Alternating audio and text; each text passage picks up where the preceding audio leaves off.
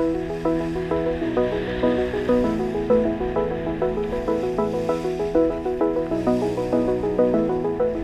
today I want to tell you guys about the most incredible and epic adventure I was on in the last year.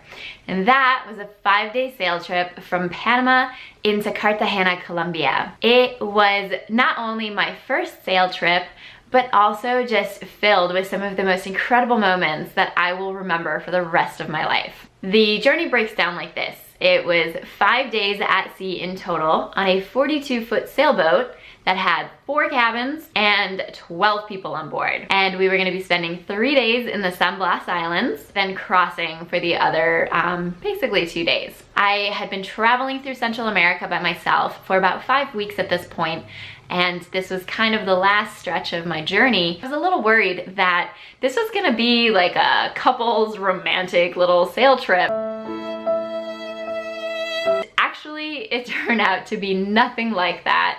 It was a perfect mix of people. We all got along really well. I think we had 2 couples, one Australian, one American, and then there was a German girl and her brother, an English guy, 2 American guys, and me. The 10 of us, and then we had obviously our captain, who by the way, was younger than I am, so that was really concerning, and our chef. The whole journey started in Panama City. We were all getting picked up by this van from all of our different hostels, and it was a really interesting thing because, you know, you're just now getting to meet these people that you're gonna be spending the next 5 days with, and 5 days in a small environment where it's like, I'm gonna get to know you better than I probably know anybody else right now.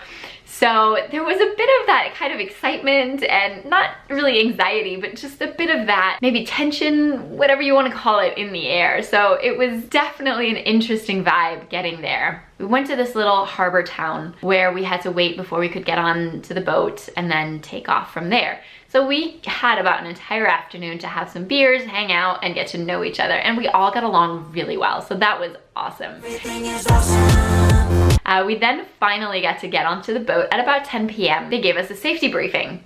All in Spanish, mind you. So luckily we had a guy in our group who spoke really good Spanish and was able to translate things for us, because I can tell you that's beyond my level of Spanish. Then at about midnight we set sail. We, you know, hoisted the sails, and I just felt this incredible sense of adventure. Like, this is how people have been traveling for hundreds and thousands of years, and here I am doing the same thing. Like, it felt so free and liberating. I basically stood out there for the next 2 hours just taking in the moment with a massive smile plastered on my face. And I think I was out there until about 2 a.m. and then I decided I should probably get some sleep. Now, getting sleep that first night, not the easiest thing, because not only are you trying to get comfortable on what can barely be described as a bed. So I had a little bunk in a shared room. I mean, I might as well have been sleeping on just a piece of plywood. It's also moving. So your stomach is going up and down and up and down. And I didn't exactly get to a point where I thought I'd have to throw up, but it was just uncomfortable. So the next morning I woke up right at dawn. I think it was about 6 a.m. and I just sat there taking in the incredible beauty of the open ocean and dawn, and it was just a wonderful little moment that I got to have to myself. Shortly after this, when a couple of the other people were waking up, we sat there and we joked about the fact that the only thing that would really make this more magical is if there was some dolphins playing around in the water with us and swimming alongside us. And what do you know? Not 5 minutes later, this huge pod of dolphins comes and starts playing in our waves and swimming alongside of the boat. I mean, it was nothing short of spectacular.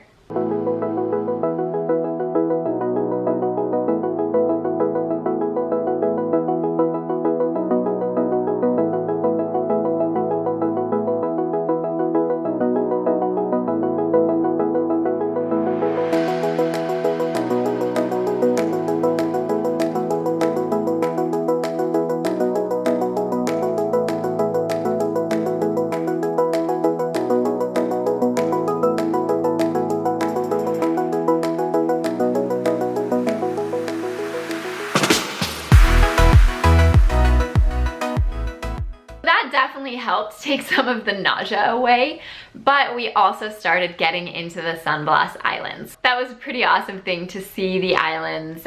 We had to pay our tax to the Kunayala, which are the native people that live there. And it's actually really neat because each of the islands belong to a family. So some of these little islands, I mean, they're so small, but they'll have one hut on it and that's it. It was incredible to get to see how they live.